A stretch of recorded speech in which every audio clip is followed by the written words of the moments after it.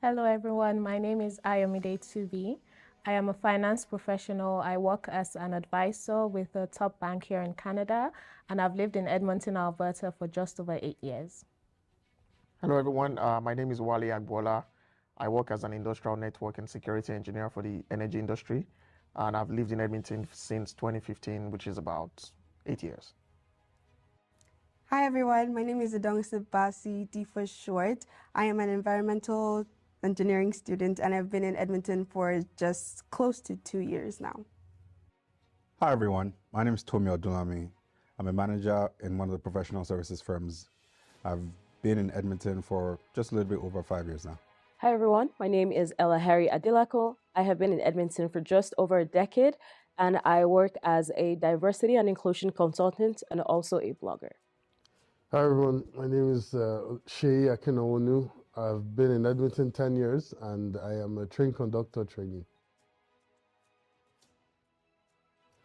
Yeah, for me, I started with a bachelor's in computer science, but right now I'm a train conductor trainee and I'm definitely looking at staying in the field and doing other stuff before I go back to IT stuff. So I was able to show up in Edmonton, and the first job that I got was not in my program at all for wireless and telecoms or IT stuff. So I rolled with it. And definitely I'm going to change that and keep morphing. Follow the money wherever it is and keep it going. So for me, I came here and I started a bachelor's degree in psychology. I'm currently doing my master's in psychology, but even just being a diversity and inclusion consultant, it's not psychology related like directly, but it's still something that I was open to doing. And then blogging as well. I started it in university just as a hobby, but just being open-minded actually allowed me to see it as a career path. And I'm honestly grateful for that because it has brought so many opportunities. So I think just being very open to being able to pivot to be like, okay, I was doing this before, but this looks like an opportunity. Let me explore and kind of see what that looks like. Yeah, I think that was very beneficial, honestly.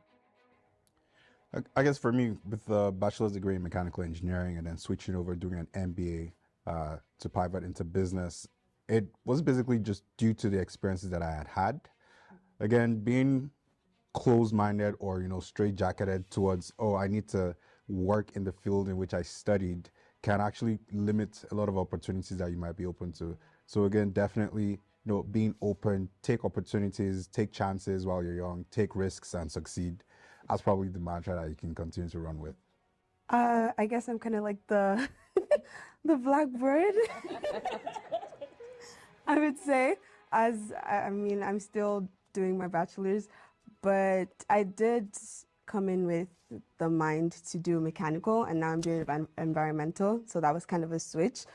But I would attribute it to kind of paying attention to my growing interests, right? So at the time I wanted to do mechanical, my interests were different. Now my interests have evolved, right? And also paying attention to the trend. So the trend of moving over to sustainability based and technology and stuff like that, right? So just all that kind of shaped my move from Meki to Envy. So Yeah, for me, it's an interesting one, actually. I did my undergrad in electrical and electronics engineering and initially had my love for electronics, but one way or the other, I couldn't do electronics. So for me, I'm still working, I work in the energy industry. So for me, it's like what I started off as, I am still in that field. But one of the other things I just picked on the way was, actually putting IT with the engineering portion of what I do. So what I do really now actually has a portion of engineering and has a portion of IT. So I have been able to blend both of them together in a way. So I started off with a degree in chemical engineering, and after graduation, 2 years after graduation, I switched into finance, which has been really good. I would say they're kind of on opposite ends, but they're interests that I have. So I'm very open, and I'm still exploring my interests, my career interests right now. So I would say I'm not fluid at the moment. sorry, I am fluid at the moment. I am fluid at the moment, and I'm just taking it all in, really exploring the different things that I'm interested in while I have the opportunity to, and I believe I'll be able to, carve out my career path through that. I would say in terms of weather experiences, it's been good. I was really proud of myself because throughout the 4 years of my university degree, I didn't slip. I didn't fall. Are you being honest? I'm very serious. Okay, maybe I slipped. girl. Maybe I slipped. But I actually didn't fall down on the ground. And I was really proud. And it's something that I always boast about. But last year, I had a major fall and I humbled myself. So yeah, but it's been all right. In terms of housing, I don't like moving, but I've had to move so many times, because you're on campus, you move from one residence to the other, and then you graduate and you move, they increase the rent, you move, a lot of things. So I would say that's one of the things that I haven't really enjoyed too much, the amount of times that I've had to move from one area of the city to another. Yeah. Oh yeah, I mean, my experience with weather. I mean, coming to Canada, I kind of knew it was cold, but again, the cold is just different in Edmonton, right? It hits you differently when you get here. But for me, the minus was not that bad, but when we started hitting like the very low temperatures, then it started becoming okay. This is real. Falling, I always thought that everybody in Canada, if you are not like slept, then you are not really in Canada. So of course, I had my first fall, and it was not even a thing of shame. It was like, here we go, this is here, right? So I think I was going to school one of the days, and that's when I had my first fall with my bag, and I was just like, whew, okay, now I've gotten it, right? And I mean, it's not like the fall is something to. I mean, you can have bad falls, right? I had one bad fall, I think last year, that I actually was almost unconscious, but I mean, with Toby, we're grateful for the fact that the falls are not really causing like major harm to ourselves. But yeah, that was for weather. For housing, I know I lived in the basement the first time. Of course, rent wasn't that easy, so I had to move. So I've also actually moved quite a bit, and also being a real estate investor, like there's just other strategies that I've been using with that actually involved me moving from one place to another. I'll keep that to myself for now, but see me in private for other tips. Well, yeah, that's been my experience really for housing. It's just been living with people. I had there was one place I was living where we were about 6 in the house. It was a small house, but we're 6, so about four people sharing one bathroom. That was a little bit intense. So I'll leave it there. So, but yeah. In terms of weather, that was the very first thing that which greeted me when I came to Canada, because I came in January. So it was the thick of it. I was not prepared. Like, I feel like I should have been more mentally prepared, because a lot of people are like, oh, it's going to be so cold. But I thought they were exaggerating until I stepped out of the airport. Like, oh, Good luck. right back inside. So that was really, really shocking. The other thing is the nosebleed. I don't know if anyone. That's true. Yeah. That too, actually, especially when the weather is so Yes. dry. Yeah. I I was like, am I ill? Is there something going on with my brain? Oh, yeah. Should I be scared? But yeah, also, I mean, I've slipped as well, but I haven't fallen, and I will not fall in Jesus' name. Man. Yeah. You'll get there someday. You've just been 2 years, so there's still more time. For housing, interestingly, I've been here just close to 2 years, and I've moved like 4 times already. It's a lot. I've lived in, like, if there are 4 residences, I've probably lived in 3 out of 4 in U of A. And I've lived 2 places off campus as well so far. So I've moved quite a lot. It's not fun. It's not fun. And every time you move, you're shocked at how much you have to move. Exactly. I don't know, it's just me. Because I'm moving, I'm like, I don't remember coming here with this much stuff. So yeah, it's always like such an experience and a journey. But when you have people that you're doing it with, it just makes like much better, right? Also, if you have roommates that you know and you like, the experience is different. Yeah. So Yeah, I haven't fallen yet. Can we all be truthful? I'm being truthful. I'm being truthful. I haven't fallen yet. I've been very, very careful about this. But there was this one day. So this is not a falling story. There was this one day. You know, it wasn't supposed to be that cold. So I went to buy groceries, right? And I'm out there with my bags, you know, waiting for the bus to come. And I don't know what I did to this bus driver. They saw me flagging down the bus and they just drove past. The worst experience. The worst. And then the bus at that time, so because the store wasn't far from the house, but then I hadn't charged my phone. You know, normally you come from Nigeria, every time your phone is always charged because anything can happen. But I don't know what happened is that, and then the temperatures were like -25, and my phone battery was dying faster than it should. I'm just like, what's happening? And I ordered a cab. After the bus left me, I ordered a cab, and then my phone died. So I was there stuck at the bus stop. I was freezing. My cab had come, was calling, my phone was dead. So I literally was just there like this, like with my hands in any part of my hoodie that I could find. And honestly, like I started getting frostbite. I can't remember how I got it. I think I ended up waiting for another 30 minutes for another bus to come. So it was quite an experience, you know, frozen fingers, holding my bags. Like they had to, let's just say they had to pry the bag away from my hands, like, give me my stuff, man. But yeah, that was that story. From the housing perspective, I feel like I've lived in some places. I'm not in a lot of places, maybe just like 4 in like 5 years. But there's some places that you live that you spend less time watching TV and just listening to, you know, the going-ons in the other apartments.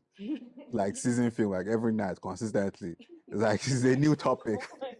It's a new topic, right? But yeah, the walls are paper thin. Right, so that's a shocker. Coming from Nigeria, where you know you build your houses with concrete, you know, it's solid. You be doing party in your house, your neighbor doesn't know. But here, if you increase the volume just to like 25, someone just start knocking on the wall, like, can you turn it down? You like turn it down, right? So those are just kind of experiences that I've had, like from a weather perspective, and then also from a housing perspective. Honestly, I always have a lot to say about the weather. Because I'm always cold. I've been here 10 years. You would never catch me without a jacket, even in the summer. You just wouldn't. So with the weather, something that, because I was always dressed in layers. And you know how you dress in layers and then in the morning it's like -25. In the afternoon, and I'm sweating, and people are like, "Girl, are you okay? Like, what's going on?" Right? So I think the biggest thing for me was just having to wait for the bus. And then, you know, when it's super cold, the buses are running late, or if you're on campus, then the bus gets filled up like quickly. So even if you were waiting, say you were waiting like 30 minutes or something, right? You might be there, and if you didn't get on the bus quick enough, the bus is full, so now you have to keep waiting, right? So that was what I really struggled with. I remember one time I was racing for the bus, was always a thing. You carry your bag, you carry your everything, and then I remember my wig, I didn't even pin it properly, I just put it on my head. Now you guys can know how I'm sure you can tell how that ended. I fell, the wig, I said, I can't get up. I can't.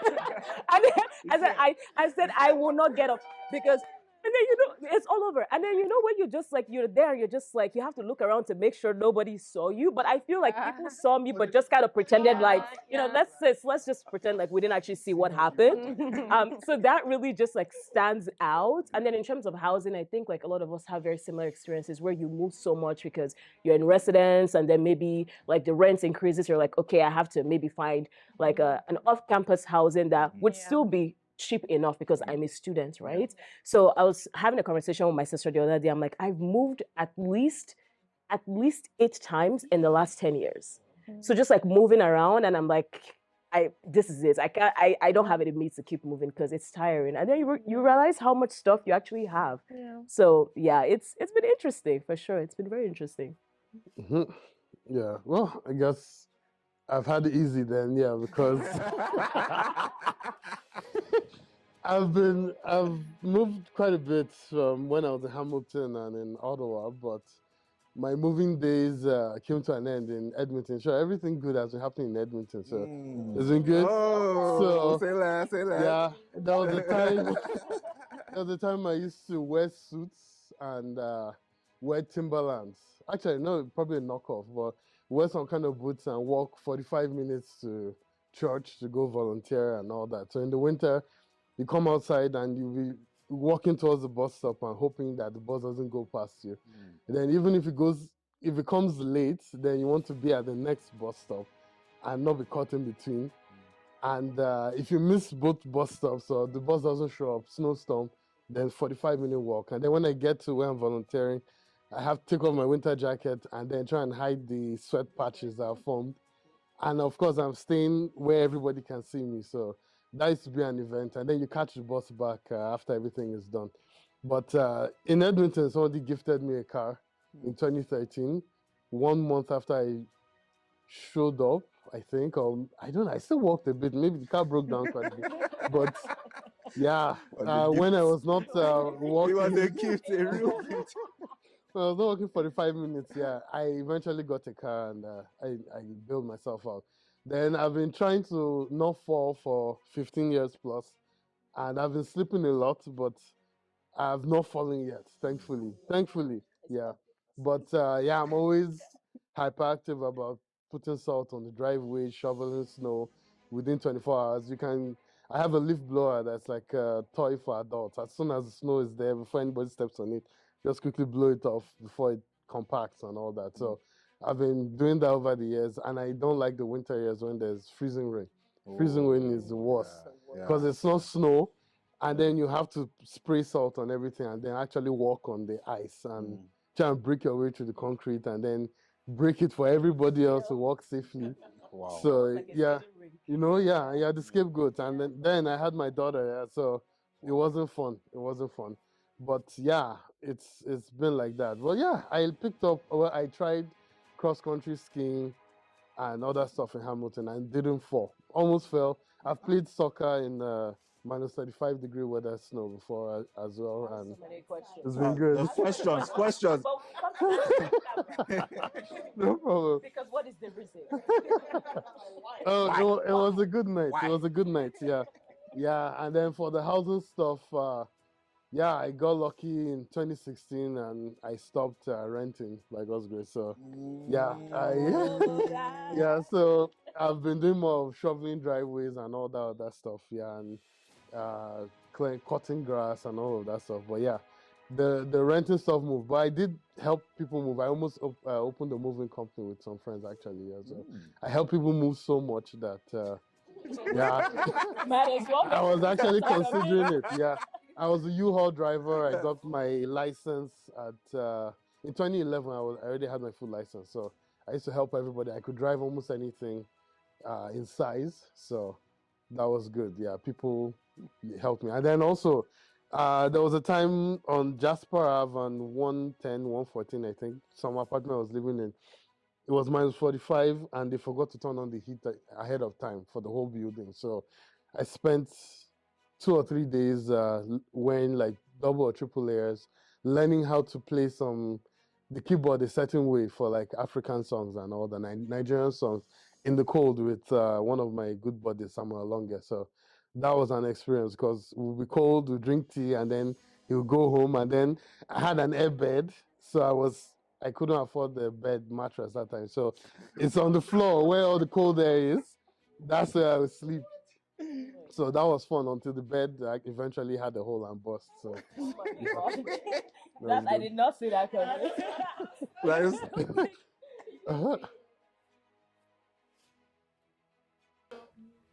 Well, I guess for me, it's not like I experienced the detrimental effects, but I had to take advantage. Right. So right after my internship, I made some money. My father doesn't know this, but I'm sorry, Dad. So the money that they sent for school fees, so I should reinvest it. So I reinvested the money, and some of the money that I made here during my internship, I was taking advantage of that exchange rate disparity. just to send money back and use that to invest. So that actually helped me, gather, a little bit of capital going forward in my last year of uni. So that was able to just set me up for a soft landing, pretty much, more or less. I ended up, getting about 35% on all of that money, reinvested it in crypto, and yeah, we went from $5,000 to $700, but isn't God good? Look at us now. I invested Wow. in crypto and I'm a millionaire now. Did not see Yeah, Wow. I've been around yeah. so you have money this Oh, whole time. man. So Yeah. You know, Tomi, as a finance professional, I think you need to Y'all need to talk. Y'all Y'all need to talk after I know. That's why I'm here. That's why I'm here. But But yeah, that was my experience, like the exchange rate piece. I mean, I've only been here a short while, but that thing of thinking in exchange rates when you first come, I'm about to buy this thing is $2, but actually it's 1,000 naira. I don't think I want to spend 1,000 naira on a pen. So, Yeah, of course. so all those, just all those at the first, at the start, and then with the increasing exchange rates, it's just like I have to save. Like I have to be wise and save because I'm not trying to make the burden heavier for the people that are helping me financially. So yeah. Well, yeah, and it's even worse like now compared to, I mean, some of us are schooled back then, that the exchange rate was actually high, but nobody saw what it's it is coming. right now, That's right? So, and I had that same like mind block where I actually did not buy anything for the first couple of months, and my roommate at that time had to tell me, you're gonna have to buy things because I couldn't just imagine spending. At the time, I mean, this was 2015, 2016, right? I couldn't just imagine myself spending that kind of money, right? But I also remember that when I started working and started making some money, I also took advantage of the exchange rate, and then made some, investments back in Nigeria just with that. But I mean, exchange rate was just on this one. At some point, I had to assist, just because I was working as well. I mean, sometimes when they can't send the money or if the money was late, like just take it on and just do it yourself kind of thing, right? So I have to pity our parents. That word pity your parents, that was almost like my motto, like the mantra, especially when like the economy kind of was just going rogue in Nigeria and exchange rates. I would always feel so bad. And I remember being in first year, going into second year, I thought I would just take the hard classes and get them out of the way. Nobody told me take your easy class and hard classes, like mix it, don't go take all the hard classes.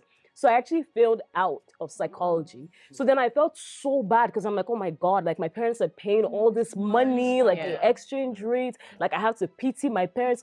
After that, I was like, I say, hustle. You have to hustle, you cannot be playing. Do you understand? So I think that was also like a huge motivator for me to do well in school, but then also like do well after. I'm like, I have to pity them. Like it can't all be in vain. Especially when you like do the exchange rate and know how much they are having to pay, right? So that was a huge motivator for me for sure.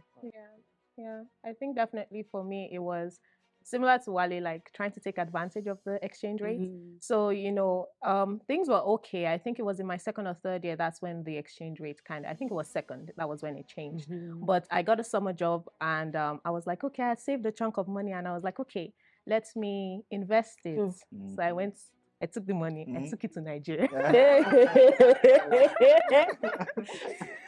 And I was like, okay, they were doing these government bonds, 14 point something percent for 3 years. So every year they'll be paying me 14. I was like, okay, let's do this. I put the money in. I got the money back, but by the time I got it back and I exchanged it, it was the same amount.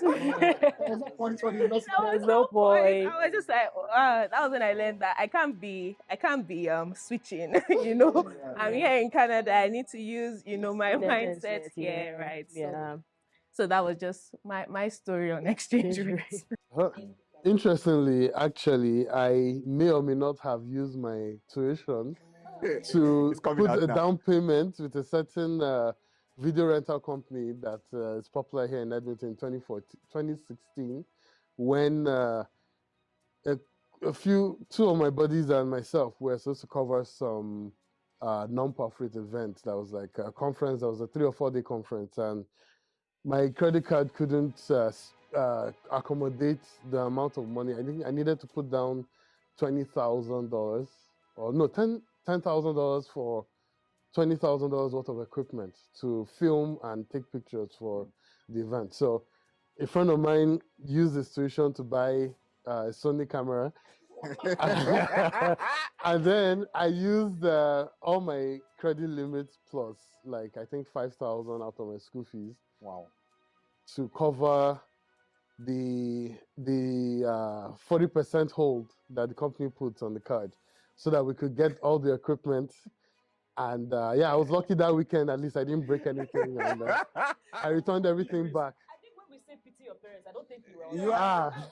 Because no, and the money from the event was not even that big, but I had so much fun that when I went back to fun. Yeah, when I went back to my job, my job at that time, I had forgotten 3 out of 4 of my passwords actually for logging in and actually working, where I was selling phones. So that was where my interest for photography blossomed, and yeah, it was interesting. Yeah, but I didn't get any financial advice that time. Yeah, You should see Ayomide. Yeah, I'll see you after.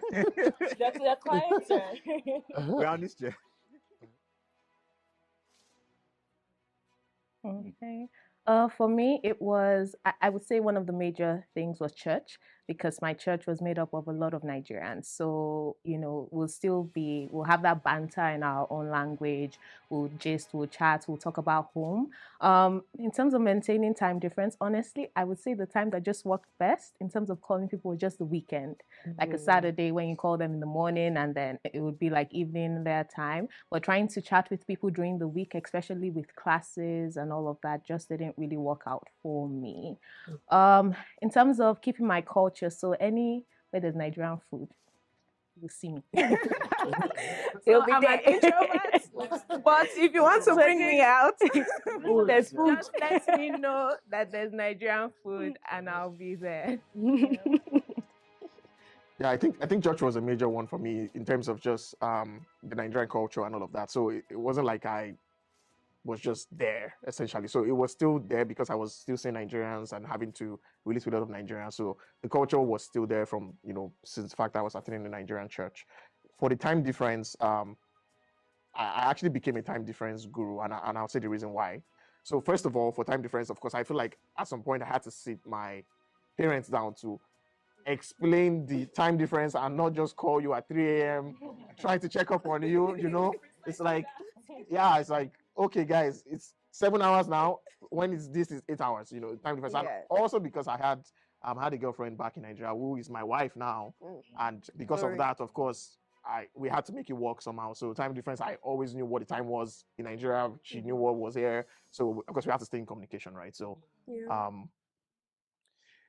yeah, I guess for me, and echoing what everybody else has said, food is very, very important. It's a key part of our culture. I have no sisters, so we all know how to cook in my household. So it was every other free time that I had, throwing it down. Even during COVID, throwing it down. Whatever it was, if I couldn't make it, I'll go find out how to make it, and I'll try until I actually make it well. So food was a very important part of, connecting with the culture. Also, we're in Edmonton. Edmonton is known as the festival city, so there's like multiple festivals that happen in Edmonton. One of such festivals will have delegates from the Nigerian community setting up tents. So going to like events like that, you hear Nigerian music, you eat Nigerian food, you hear Nigerian slang around. It was that. Also, church also formed a huge part of the community that actually kept me grounded, kept me, it felt like home. Like you step into the church and you're like, I haven't actually left, but it's cold outside, right? So like that's how you know that you actually have left. So those are the kind of things that keep you grounded, or keep you tied to the culture, and also through clothes, also as an expression of our culture. In terms of like keeping with time difference and staying in contact with people, multiple platforms played a huge role in keeping us connected. But the one platform that our parents love the most, What's up? What's up? I agree. What's up? What's up? What's up? Enough with this WhatsApp. It's green, white, green. I do not That's it. That's it. So yeah, definitely like taking advantage of that, and then having on like your phone all the various time zones. So I just open it. Okay, is good time to call them. Not that they'll be calling you at 3 a.m. and you are saying hello. They're like, they're sleeping. Like no, like no. So yeah, basically just like maintaining that balance. And I think it took my parents not too long to learn, okay, it's 7 hours now and then it's 8 hours now. Also, my brother is in like Toronto, so they had to learn. Okay, so his one is 5 and then 6. Then my own is like 7 and then 8. Sometimes they mix it up and then they think I'm 5 and then they call me and then it's like I'm in the middle of something and then they think he's 7 and it's like 4 in the morning and he's like, so yeah, just like maintaining that balance also. And yeah, I just have one question. How did you guys get your parents to learn the time difference? Because until today, my parents have not learned that. They will still call me at 4 a.m. to be like, you're sleeping, or no walk today. I'm like, it's 4 a.m. sir. Like, I don't understand. So that part I'm still trying to figure out. I think that part I'm still trying to learn because my parents don't. To them, it's like it doesn't matter. It's 6 p.m. in Nigeria. It's 6 p.m. where you are. We finished work in Nigeria. We're calling you, and it was a tad bit difficult because my parents, ever since I moved to this country, my parents called me every single day.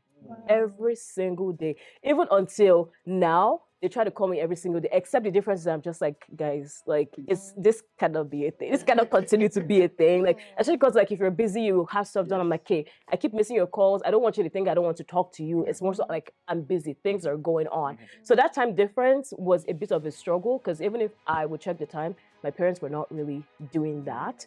And then in terms of keeping in touch with the culture, I have a lot of Nigerian friends. 99.9% of my friends are Nigerians. Yeah. I think in university, if I just hear somebody with small Nigerian accents, just like, hi, I'm Ella. Are you new here? The next thing, all of us gather. Let all of us just be friends. I started off at a Nigerian church, so I also met like some people there as well. But just being open to talking to other Nigerians on campus. And then U of A also had a Nigerian Students Association. So I would try to go for some of those like events.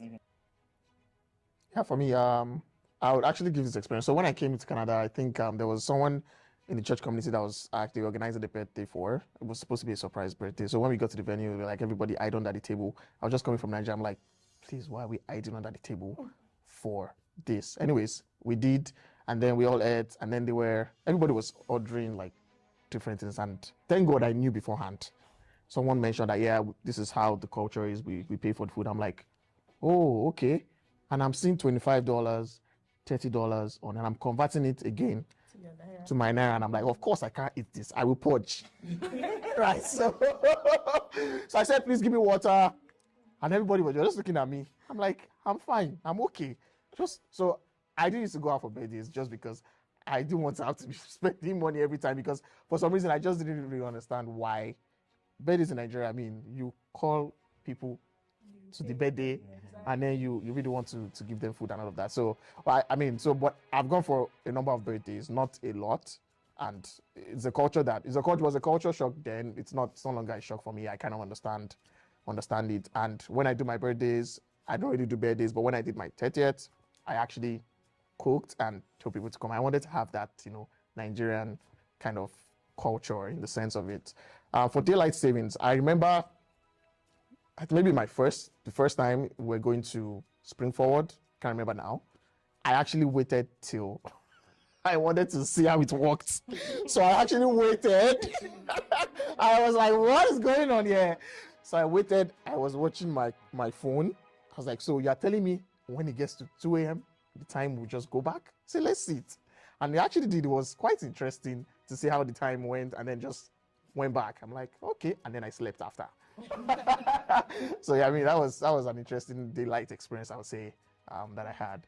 like culture shock, something that really stands out. So you know how like on Christmas Day in Nigeria, you wear your Christmas clothes, like your mom has done your hair, that Ben 10 wristwatch with the eyeglass that has double this thing. As in, when you see me on Christmas Day like this, yo, looking like a snack. Do you understand?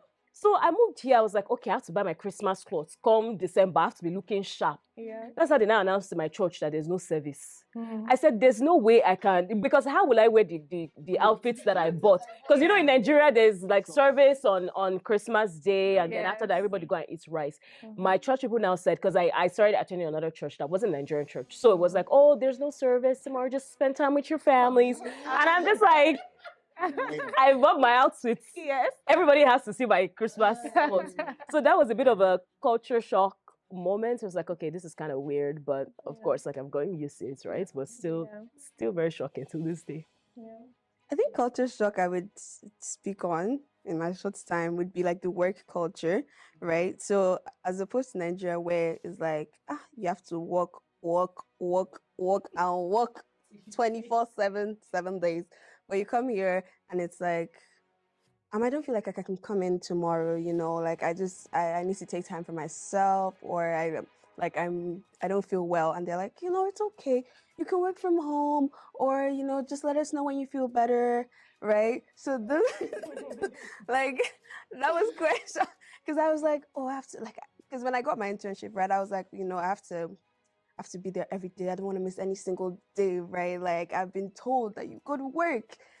And then I got there and I was like, I just heard this person there like, oh yeah, so I'm not coming in tomorrow. I don't think I'm, you know, up to it. And I was like, oh.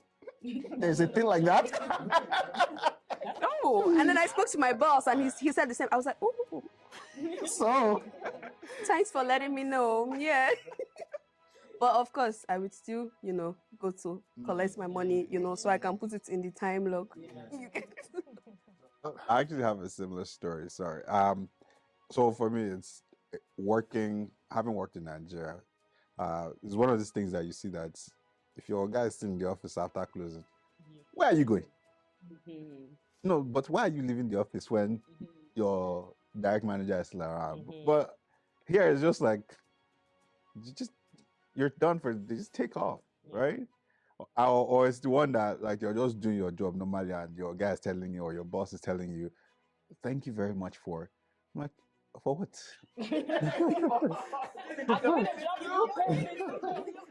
It's like, thank you, you're paying me to do this. But it's like, no, thank you very much. I'm just, so it's different too. Like you do above and beyond in Nigeria and they'll be looking at you. What do you expect? Handshake, do your job. And so here it's like kind of different. It's happened to me like multiple times, and then they'll give you accolades for literally just doing your job, or let's say you're picking up the slack of someone else. I mean, for me it's just, all right, we just need to like get the work done. Academic differences, yeah, for sure. I think here it's like there's work every week. You know, there's something every week. There's some assignment, some project, group, individual, you know, every single week. As opposed to Nigeria, where you can do whatever you want during this semester, you know, and then you can, if you the week before your exam, if you study, you would pass, right? It doesn't work here. You're going to fail. You know, you're really going to fail. So you have to be very consistent in your study here in Canada. So that was one of the main differences for me. And I had mentioned it before, like regarding like plagiarism, just because like in Nigeria, they always want you to give it to me the way I gave it to you. Don't change anything, you know, define it using these 3 keywords. If you don't have it there, you know, you wouldn't get that grade or that mark, right? As opposed to here, they're like, you know, think about it in your own words, you know, summarize it, change the structure. What are your own thoughts, you know? So those were key differences for me. Yeah, really, I mean, I was that guy 1 week to the exam. Actually, 3 days to the exam, we learned the whole course. I used to go to class. But I mean, it wasn't like a consistent thing that I would do typically back in my first degree. And then coming here for my master's degree, I think the first course was a scam for me because it was almost like that. It was more of calculation, and it was like, yeah, the answer is the answer, right? Essentially. So I just needed to know the formulas And then it was even good. The guy said you can bring in cheat sheet. Oh, I'm like, really? We cram all of this back home. Now, cheat sheet. Oh, that was perfect. I'm like, I'm going to be very, very good in this master's program. However, my second course then gave me a blow because the lecturer was like, there's really no yes or no answer. Just defend yourself. Essentially, defend, like write and defend, and he would read it. Essentially, if he understands, like, oh, you're making sense, then you get the score. And for me, I'm like, can you give me one to choose, really? So I didn't really do so well in that particular course. But yeah, that was for me. And then also I couldn't really hear initially, like the tonation of some of the lecturers. I couldn't understand, so I found myself sleeping in class. What I will record on the side, just so that I can go back and review. So that was kind of what I went through for the academic stuff there. And one other thing was, back in Nigeria again, since I used to just study like 3 days, 1 week to the exam, I didn't used to do group study or anything like that. Yeah. But here I realized that after I had my second course that was not giving me properly, I decided that yes, I think I need to get some Indian friends and the other like black students that I had, and then we had to kind of do like some sort of group study. So that was a little bit my academic journey was an interesting one. So Educational journey here was slightly different from back home, simply because doing an MBA, it's more experiential, right? So they want to hear things about like your work experiences. So, and then there's always like a group for every single course. And so we had papers to write, or, you know, we had research to do, or something like that, or basically just have presentations to do. So it was more immersive in the sense that, you know, there were less exams and just more or less doing group work or speaking to your experiences from a work perspective. But that being said, there were some courses that we had to do again for, let's say, non-business background people. So we had to like accounting, finance, and all of that fun stuff. It was really fun learning all of that. Again, for me, it's a numbers game. As far as it's numbers and there's a formula to it, you know, it's like this plus this is equals to this. It was straightforward. That's what it was in class. And then you get into the exam. It's like this guy, Johnny has 3 apples. If he sells 2 and 1 is, I was like, wait, what? And then you look at the formula that they give you, it's not fitting. Like you can't just plug it in, right? You can't just plug it in, right? And then it's because it was completely different. And then they'll ask you, okay, so using that answer, describe how. I'm just like, what? Using your answer. What if the answer is wrong? That's where they get you. That's where they get you. What if the answer is wrong, right? Like the whole exam, you're going to Yeah, and so like, and then cheat sheet. We had this managing people course, and it's like just tons of, according to Eshel and Beshel, this is like is according to multiple authors, and then you now see my cheat sheet like 1 page. I'm writing like font size 4. Exactly.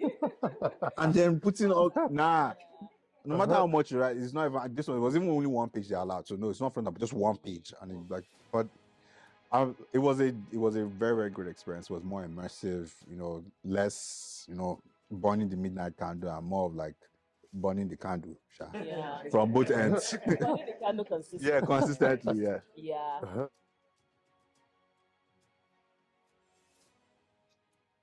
You know, till now, I don't know if any of you guys have actually tried poutine. yeah. Have you guys tried? Oh I my haven't goodness. tried it. Oh, I Wow. haven't tried it. We gotta change that. We're gonna change it. We gotta change that today. Oh my Stop god. saying stuff. So that's like so. I really like it. Yeah, I haven't. There's only one place I like poutine from, and it's just because like after you put all the poutine and cheese curds, you know, I put chicken on it, put bacon on it, put everything on. So you make your own poutine. It's not just like cheese curds and fries. There's more meat inside. So I'm allergic to anything that has no meat inside. Yeah, Where is this potato? I'll tell you. Okay. Yeah, but we have to change that though, because I mean, are you even in Canada if you haven't tried poutine? Exactly. Like- Exactly. Ha. Oh my god. Yeah, Edmonton Rib Fest has been really good. Going for Rib Fest, going for Heritage Days. We've tried foods from different countries, so it's been a very nice experience that way. And then I've been getting my dose of Nigerian food from my wife and from my in-laws. So it's been good. And then when I visit my sister during like Thanksgiving or Christmas, get to eat food that I can cook from different places and getting Nigerian food too. Yeah, I actually remember that. It's always going to be. You guys should all laugh at this, but I actually tasted ketchup for the first time in Canada. No, no. So now what's Oh, No, wow. nah. what you're going to do is make Nigeria. No, stop. They sell ketchup. They sell That ketchup. Nigeria. That's on you. That's on you. Please, this is a declarative statement. There is ketchup. There's ketchup, okay? Yes, there's ketchup. There's ketchup. And that's in 2012, and there was ketchup. We went to the same school. There's ketchup in that school. What? I refuse. This came, it was very tough. I couldn't just eat any other thing. Like, thank God I packed enough food from Nigeria. So first 3 months I was just eating Nigerian food. I remember I would get to school. My classes were Saturday and Sunday, and then I get to school. Everybody's going for lunch, and I'll go and buy food with my exchange rate money, and I cannot eat the food. Like, so that one, first of all, was someone actually took me out here when I first came to one Chinese restaurant and bought this bowl with soup. I still feel sad I wasted his money till today, but yeah, like for me, like that was tough. It took me a while. I think it was with one of the restaurants, Ido Japan. Actually, that's when my tongue actually changed. After I ate them like a couple of times, I'm like, oh, okay, it's not that bad. Yeah, it's rice. It's a little. There's rice inside, and there's meat. You got it exactly. So yeah, exactly. So with that, I kind of started like switching over. But I mean, yeah, kind of Canadian food I haven't really eaten much. I mean, broccoli actually, I didn't know how to eat broccoli before, but I eat broccoli like anything now. So Really? oh yeah, I do like broccoli. Oh yeah. Baby back ribs. I'd go out and eat baby back ribs. I learned how to make baby back ribs. I stopped going out to eat baby back ribs because nobody makes baby back ribs like I do. So, So are we And there are people here. invited? There are people here that can testify to the greatness of the baby back ribs. Y'all are invited to the cookout. It's okay. Not y'all.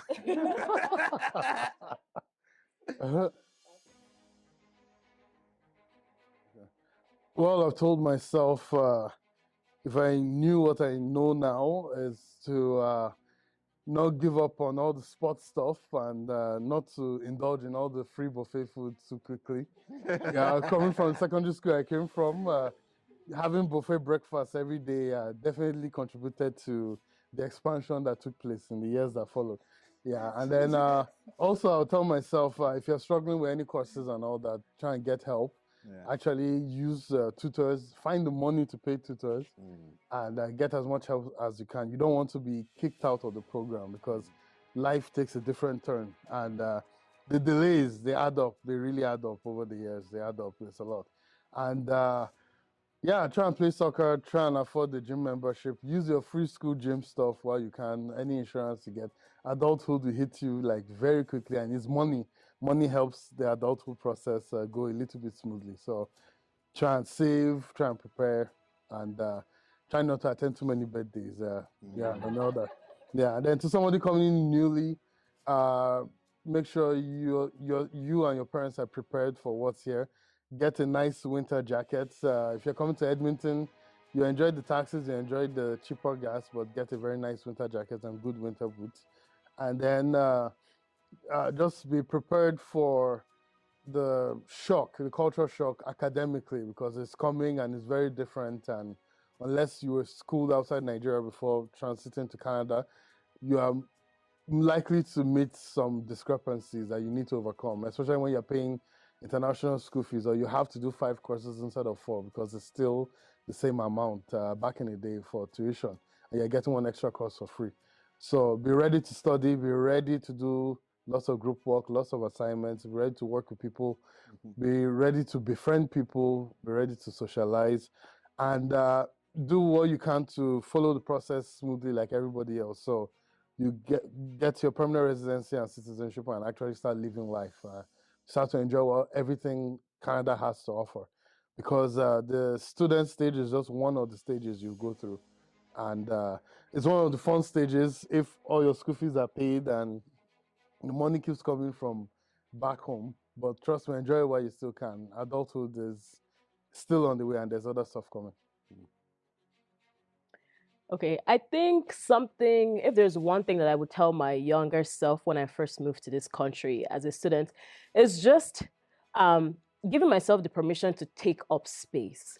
That was something that I was so worried about. I was like, oh, I don't want to stand out, or like, so I always felt like I was almost like dimming myself a little bit. I was like, I don't want to stand out. Like, I don't want too much attention. But like, even just thinking about my journey as an international student, I was like, you could have spoken up more in class because like you knew some of the answers, or like you could have been more involved with things. Like you could have given yourself the permission to like really take up space, because just like those other Canadian students, you also deserve to be here, and you're paying so much more money to be here. So like, take up space. So that's something that I would tell my younger self. And then in terms of anyone who is moving to this country as an international student, one, take advantage of all the services that your university has. As a student, you have access to so many things that people don't realize until maybe when you're done, or until maybe when you're in the workforce and you're just like, wait, in school we had mental health services, we had free gym, we had free bus pass, we had dental, we had like you have access to so many things, even like different courses that you could take to even like elevate yourself. And when you are an international student, if you're not really talking to other people or asking questions, you're not going to know how many things you can actually access as a student. So try as much as possible to use a lot of the things that your university offers. That's the one thing. Second thing is, well, you're here for school, but don't just do school. Because at the end of the day, like, yes, you're going to be done, and maybe you have like that good GPA, but a lot of the things here, and even the Canadians, they do a lot of networking, they do a lot of talking to people. So if you decide that you're only going to study and get good grades and nothing else, by the time you're done school, you'll find that maybe it might be tougher for you to find a job because you were never networking in the first place. You don't know anybody. Even if we're in Canada, it's still who you know.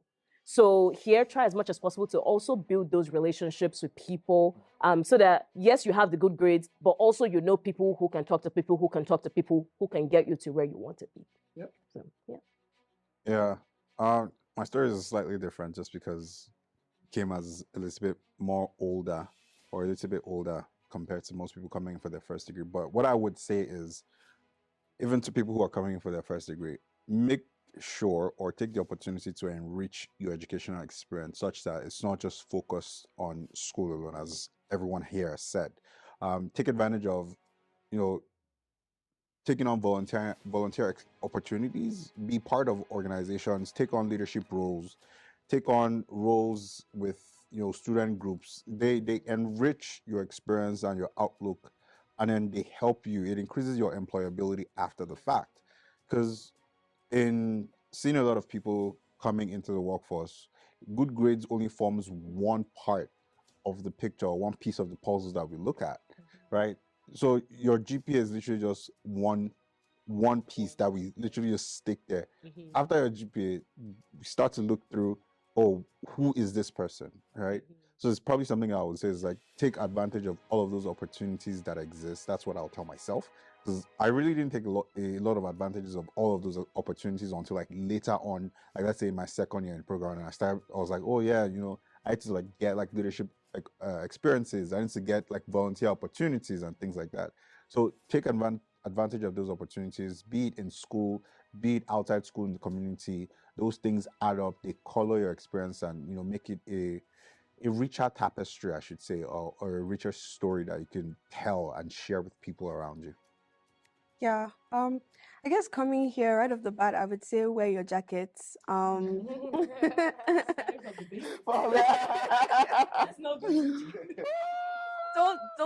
thug it out. Don't, like, I have thick skin. No, just wear your jackets.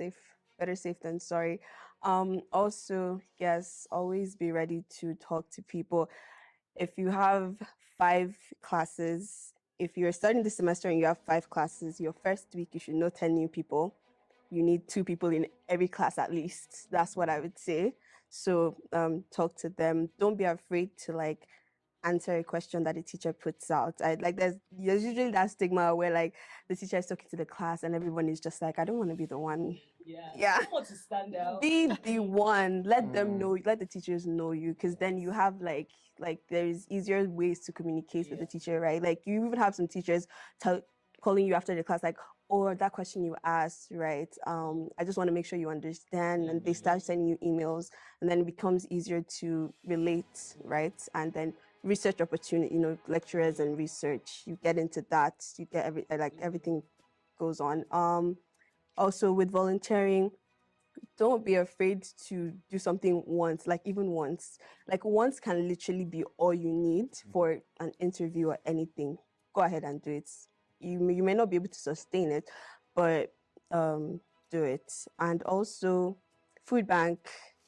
If you're fortunate enough to have a school that has a food bank, visit them. They will help you so much in terms of, you can even volunteer there if volunteer there, or just go there and get supplies. Like they can feed you for like 2 weeks. Like the supplies you get, they can feed, like they can make a whole meal.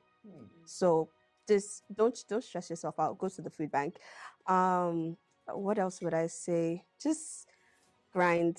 Just as much as you want to be social, remember, Sha, you have to study. You have to study. Like as much as you have friends and you want to visit them, you have a house too, and you have books. That's where you should be most of the time. But also network, talk to people, and it doesn't always have to be people that are studying what you're studying or doing what you want to do, right? Having a broader spectrum of people you relate with helps a lot, because this person can know this person that knows this person, right? Or they ask you something about, those, let me get to know this person, right? And they ask you something way off, right? But if you didn't have any contact with somebody that has that, you're just like, well, I know that A plus B is C, and that's what I came here for, right? So, yeah, I think that's mostly what I would say. Yeah. Good luck. Yeah, I think the same factor everybody's talking about really is networking, really. So and that's just very, very important. As a student, I came in for my master's degree, so I kind of was a little bit grown up, but not like adult, but I was a little bit grown up. So I was actually very hungry off the bat. Like I knew that one very important advice I got when I came in, that I got from my community, was basically to find someone who was doing what I wanted to do, and find ways to get work experience while I was in school. And that advice actually changed my trajectory in Edmonton, in Canada, essentially, right? Because what I did then was to look for somebody and then literally tell the person I wanted to work, whatever it was, without pay. And then when the opportunity came and I went for the interview, they were shocked that I didn't want to get paid. And they, at the end, paid me. So They paid you because it would have been illegal. yeah, right. But true. But then I guess because when I was speaking to the person, I had like an hour interview. Just I wanted to work. Essentially, it was just I was very hungry for the work. Essentially, right. I just wanted to learn. I wanted to be in there because I heard that it was quite important to have that. So again, network with people outside of what you want to do and with people inside of what you want to do. One other thing I would say is immigration. I know and I understand that a lot of people, coming from Nigeria would probably use an agent and all of that to come to Canada.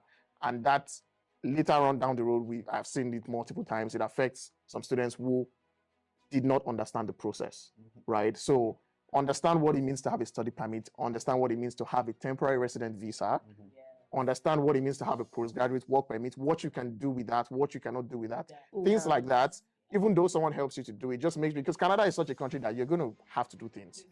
So just make sure you try and learn the process as you're here. And like Ella said before, take advantage of the services that are in school, because there's they try to have those things, right? Yeah. So you can, so just take advantage of all the services. So. Yeah, and I think just to add to that too, know when things expire, because sometimes people will be in school, study permits has been expired for months. Yeah. They didn't even know. always keep track of when does your passport expire, when does your study permit expire. If you're going to Nigeria, do you have that visa? Because you're not going to be able to come back into the country. Like all of those, even if you have a study permit, and sometimes people don't know that, and that's how you run into issues, right? Yeah. Yeah, I would say my advice to my younger self would be definitely, as we've all mentioned, to be more involved. I wish I took on more projects or volunteered a little bit more while I was in school. And I'm probably going to give some finance tips. As you should. I would say if you're a student, save. I remember when I got my first summer job, I earned like 16,000. And then Sis, where were you working?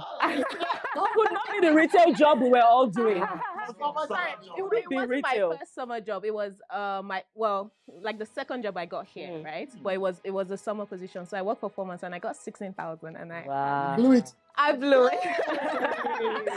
I blew it. I went to BC. I got a new laptop. Wow.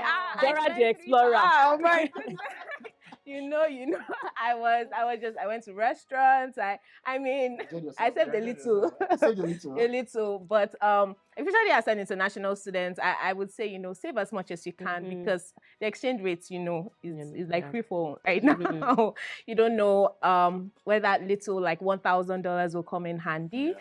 So put it to good use. And as an international student, or if you're coming in, I would say just be aware of the credit system, right? A lot of us were coming from an environment where we don't even know what credit is. And then you come here and people are just offering credit cards, credit products. So just be aware of that before you sign up for anything. Speak to someone, get more information about it, right? And then make a decision from there. Yeah. Yeah, I like Edmonton. You see, because most of I like Edmonton. Come here. It's not too busy and it's not too dull. Yes, so honestly, that's the way to describe for me, it's just like the right balance in terms of where I would personally like to live.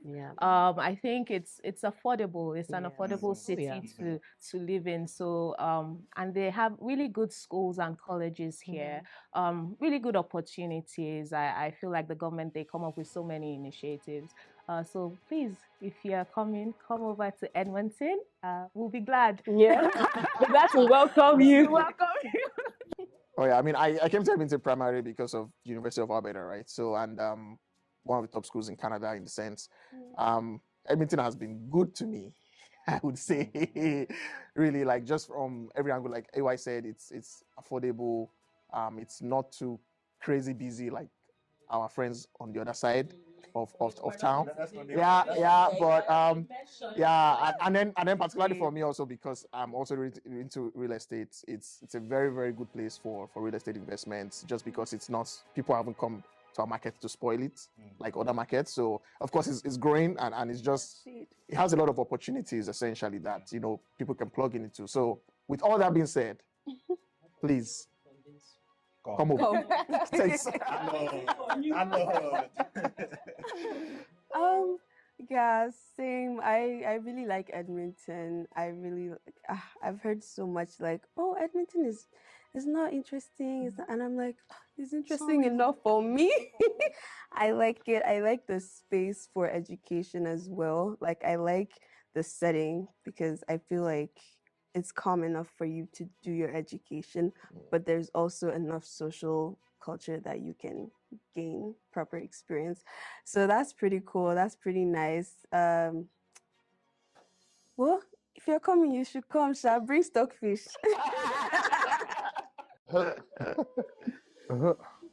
So what's my favorite part of Edmonton? I'd say, so I started getting more serious with photography recently. So, and both stills and video and drone photography. And Edmonton has a very beautiful landscape around like the river valley and around the parks and all of that. So we have lots of green spaces. So those are really, really great. There's lots of color. From a social aspect, I say one thing is you make your fun wherever you are. Like if it doesn't matter where you're living, if it's not for you, you will not find it fun. You have to go out to seek for it. So you make your fun wherever you are, right? Also, another thing I like about Edmonton, it's like everybody has said, it's not too busy. Coming from Lagos, my God, I enjoy the fact that, there's a calmness to it. Yes, Edmonton drivers, they are still learning work. I don't know how they got their license, but it's still better than some other cities in this country, right? Also, there's the proximity to the mountains. It's about a couple of hours away, but just having that, the beautiful drives around in this province, around the city, so actually things to look forward to. And then to people who are looking to come, yes, definitely come. There's space for you, there's space for you to occupy, and if there's no space, we will create that space for you. Right? We will create those safe spaces for you. Yeah, I think like everyone has said, Edmonton is not too big and it's not too small. So if you're someone who is moving to Canada for the first time, it is the perfect place for you to start life, because even if it's already overwhelming to move to a new country, you won't feel as overwhelmed as like if you went to our we're not going to mention, but if you went to the other place, you will really be overwhelmed. With Edmonton is just like a nice balance, like calm. Something else too is like the community. Like I think Edmonton, the Nigerian community in Edmonton is actually pretty strong. Like if you come here, I don't imagine that there will be a point where you feel isolated, unless, of course, like you are choosing to isolate yourself. So if you're someone who wants community, who you're like, okay, I want to move to a place where I don't want to feel alone or do things alone. Like in Edmonton has a nice Nigerian community, so you never feel like alone, unless that's what you want to. If that's what you want, that's also fine too. But yeah, please come to Edmonton. Let's have a good time. It's lit over here. Yeah, I agree with community stuff. Being able to play soccer, pick up boxing. You meet different people, different international students. So definitely Edmonton is the right place. It's good to be close to an international airport. Like that main city vibe is so good. It's a nice place. It's close to Banff. I like the road trips there and back. I definitely like that for that. Gas is cheap. I love driving cars, so gas is cheap. Gas is so cheap. I've really loved that about that. Gas and taxes have been the best thing that have happened to me since I've come here. Apart from like the free car I got when I got to Edmonton, meeting my wife here, and also getting a job within a month after looking for jobs in Ontario for 1.5 years. Wow. So that was how I decided, and it's been 10 years plus, still going, still enjoying it. Just buy a good winter jacket when you're coming, and emphasize on it. Yeah, but winter jacket, yes. And then if you are opportune to save for your car before you get here too, also do that, because you spend less time exploring the urban city that is Edmonton. You can just do your quick 10-minute drive as opposed to like 2 hours by bus to go somewhere. So. Yeah. I actually just realized we have one of the best transit systems, and also one of the best hockey teams in the world. So facts. That's facts. That is facts. Catch it on record. You I'm coming for see. the hockey team. Trust me. No. Trust me. And I'm happy that I'm sharing stuff that might impact somebody someday, and happy to share stories of my challenges and all that, so people don't make the same mistakes. I'm happy to share everything that has happened that's good too, and people know where to go, what communities to look out for when they get here and all that. And variety of people on this project, which is so interesting because we have very different backgrounds to an extent, but the stories that we shared are quite similar. So I think for me, the biggest thing is just knowing that you're not alone. Even when you're going through things as an international student, you're just like, what's going on? Like you start to, it's easy to think that you're alone, you're the problem. But when you hear other people speak out, you're just like, oh, wait, okay, so this is like a general thing, right? So I think that's something that this project has done for me, just really validating, but then also giving me the opportunity to reflect on my experience as an international student, because it's just like, go, you have your study permit, work permits, PR, citizenship, you have to work. Like you don't really sit down to really deep the experience, be like, yo, wait a minute, like all that actually happened, so just sitting down to be like, oh my god, that happened and that happened and that happened, like, oh my god. So I think it's been really nice to sit down and just reflect.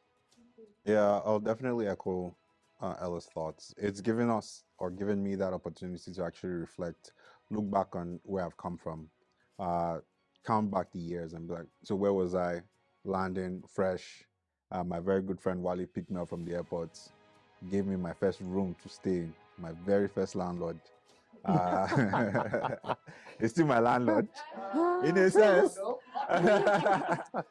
But yeah, just giving me the opportunity to reflect back then and then where I am now, and being able to, support other people as they're coming along, being able to share our stories and show people that we are occupying spaces here in Canada, that there's also the opportunity for you to come and occupy spaces, and to know that you can also reach out to us in the different spheres that we are all in, to, as foreigners, to hold the door open for those that are coming behind us. So giving us that opportunity to share and at least be faces for a start, for you to know that there are people in Canada that look like me, that sound like me, that have gone through experiences that I may be going through. Yeah, if I was to sum up like the entire experience, I would just say beautiful. Me being a part of this, beautiful. The project being a thing, beautiful. The help that we're giving directly or indirectly to you watching this, right? Beautiful. I just love the entire idea. I love the fact that I'm here with like people that have gone ahead as well, because I'm the Baby. and I like there's this opportunity for me to like be present and absorb everything, right? And try to do my best to run with it. So absolutely amazing. The camera work, the everything that was thinking, shall be our enter photography. It's like, Okay. y'all get me? Y'all get me? Yeah, so the entire thing, I love it. And holding the door open, as Tomi said, also like it's just very eye-opening, right? The kind of things that just because you talk about, you can help people with, right? Like just a mere saying, oh, I went through this, right? And this is what I did. Like that, this is what I did, this is what you should do, right? Or this is what you could do, and you'd be better off for it. So yeah, thank you. But I remember when I saw the post by the director about this documentary coming up, and I was like, that's an interesting one. I probably want to be on that one. And then later on, she reached out to me and said, "Oh, this is happening." I'm like, "Say less. I'm already. I'm in there. Just let me know where, because I've just had like different relationships with a lot of international students, both young, old, and just knowing some of the challenges that a lot of people go through, that are still going through, trying to help out on this and that. I'm like, we need to get the story out there. Like Yeah. people need to know that this is how it works. This is how you should do things, or this is how you should not do things. So I'm very glad that this project is actually finally coming to life, and this can actually reach a lot of people out there, a lot of Nigerians, other spheres of life, like other countries, and they can actually see, some of the experiences that we've gone through here in Edmonton and actually relate to it. So I'm very glad that I'm part of this project. Just looking at my journey, honestly, I just look at it with gratitude, because you don't really realize that so many things have happened, right? So many stages, highs, lows, and honestly, I'm just grateful for the experiences, and I'm grateful for where I'm at right now. I'm grateful for the people that I've met. It's awesome being part of this project. It's one thing to not know something. It's another thing to know it and not do anything about it, right?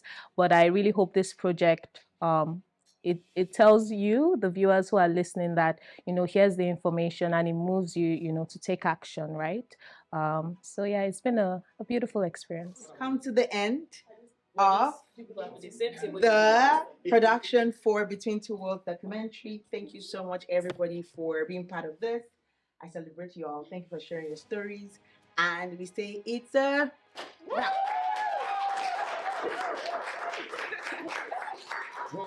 Let's go. To the bow. Let's go. To the bow. Very much. Thank you for coming.